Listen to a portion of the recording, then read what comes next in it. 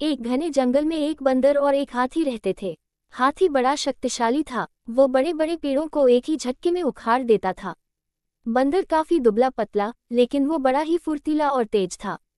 दिन भर बंदर जंगल के पेड़ों पर उछल कूद करता रहता था। बंदर और हाथी दोनों को ही अपने गुणों पर बड़ा ही घमंड था। दोनों ही एक दूसरे से खुद को ज्यादा अच्छा मानते थे। इस वजह से दोनों में हमेशा बहस होती रहती थी। उसी जंगल में एक उल्लू भी रहता था, जो अक्सर बंदर और हाथी की हरकतें देखाता था। वह इन दोनों के लड़ाई झगड़े से परेशान हो गया था। एक दिन उस उल्लू ने उन दोनों से कहा, जिस तरह तुम दोनों लड़ते हो, इससे कोई फैसला नहीं होने वाला है। तुम दोनों एक प्रतियोगिता के जरिए आसानी से यह फैसला कर सकते हो कि तुम दोनों में से सबसे शक्तिशाली कौन है। बंदर और हाथी दोनों को उल्लू की बात अच्छी लगी। दोनों ने फिर एक साथ पूछा, इस प्रतियोगिता में क्या करना होगा। उल्लू ने कहा, इस जंगल को पार करने पर एक दूसरा जंगल आता है, जहां पर एक काफी पुराना पेड़ है, जिस पर एक सोने का फल लगा हुआ है। तुम दोनों में से उस सोने के फल को जो पहले लाएगा, उसे ही इस प्रतियोगिता का विजेता बनेगा और असल मायनों में सबसे शक्तिशाली कहलाएगा। उल्लू की बात सुनते ही बंदर और हाथी बिना कुछ सोचे समझे दूसरे जंगल की तरफ निकले। बंदर ने अपनी फुर्ती दिखानी शुरू की। वह एक ही छलांग में एक पेड़ से दूसरे पेड़ तक पहुंच जाता। वहीं हाथी तेजी से दौड़ने लगा और रास्ते में आने वाली हर चीज को अपने मजबूत सूंड से उखाड़ फेंकता। थोड़ी ही देर में हाथी और बंदर उस जंगल से बाहर निकल गए। इस जंगल से दूसरे जंगल के बीच के रास्ते में एक नदी बहती थी। उसे पार करने के बाद ही दूसरे जंगल में पहुंचा जा सकता था। बंदर ने फिर से अपनी फुर्ती दिखाई और झट से वह नदी में कूद गया, लेकिन पानी की लहर काफी तेज थी, तो बंदर नदी में बहने लगा। बंदर को नदी में बहते हुए देखकर हाथी ने तुरंत अपनी सूंड से उसे पकड़कर पानी के बाहर निकाल दिया। हाथी के इस व्यवहार को देखकर बंदर काफी हैरान हुआ। उसने विनम्र होकर हाथी को अपनी जान बचाने के लिए धन्यवाद कहा और अपनी हार मानते हुए हाथी को ही आगे का सफर तय करने के लिए कहा।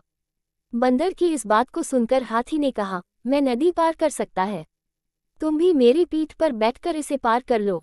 बंदर हाथी की बात मान गया और वह हाथी की पीठ पर बैठ गया। इस तरह दोनों ने नदी पार कर ली और दूसरे जंगल में पहुंच गए। फिर दोनों ने मिलकर सोने के लगे हुए फल वाले पेड़ को भी खोज निकाला। सबसे पहले हाथी ने अपनी अपनी सूंड से उस पेड़ को गिराना चाहा, लेकिन वह पेड़ काफी मजबूत था। हाथी के प्रहार से वो पेड़ नहीं उखड़ा। फिर हाथी ने निराश होकर कहा, मैं अब ये फल नहीं तोड़ सकता हूँ। बंदर बोला, चलो मैं भी एक बार कोशिश करके देखता हूँ। बंदर फुर्ती से उस पेड़ पर चलने लगा और उस डाली पर पहुंच गया जहां पर सोने का फूल लगा हुआ था। उसने वह फल तोड़ लिया और पेड़ के नीचे उतर गया। इसके बाद दोनों वापस नदी पार करके अपने जंगल लौट आए और उल्लू को वह सोने का फल दे दिया। फल पाने के बाद उल्लू जैसे ही इस प्रतियोगिता के लिए विजेता का नाम बोला, वैसे ही बंदर और हाथी ने मिलकर उसकी बात को रोक दिया। दोनों ने एक साथ कहा, उल्लू दादा, अब हमें विजेता का नाम जानने की आवश्यकता नहीं है। इस प्रतियोगिता को हम दोनों ने मिलकर पूरा किया है। हमें ये समझ में आ गया है कि हर किसी का गुण अपने आप में अलग और खास होता है। हमने ये भी फैसला किया है कि आगे से अब हम कभी भी इस बात पर बहस भी नहीं करेंगे और मित्र की तरह इस जंगल में रहेंगे। उल्लू को बंदर और हाथी की बात सुनकर काफी खुशी हुई। उसने दोनों से कहा, मैं तुम्हें यही समझाना चाहता था कि सभी एक दूसरे से अलग होते हैं। अलग अलग गुण और शक्तियां ही हमें एक दूसरे की मदद करने के काबिल बनाती हैं। साथ ही हर किसी की अपनी कमजोरियां भी होती हैं, इसलिए एक दूसरे के साथ मिलकर रहना ही सबसे अच्छा होता है। उसी दिन से हाथी और बंदर दोनों मित्र हो गए और वह जंगल में खुशी खुशी रहने लगे। कहानी से सीख, हमें एक दूसरे के गुणों और शक्तियों का सम्मान करना और आपस में मिलजुल कर रहना चाहिए।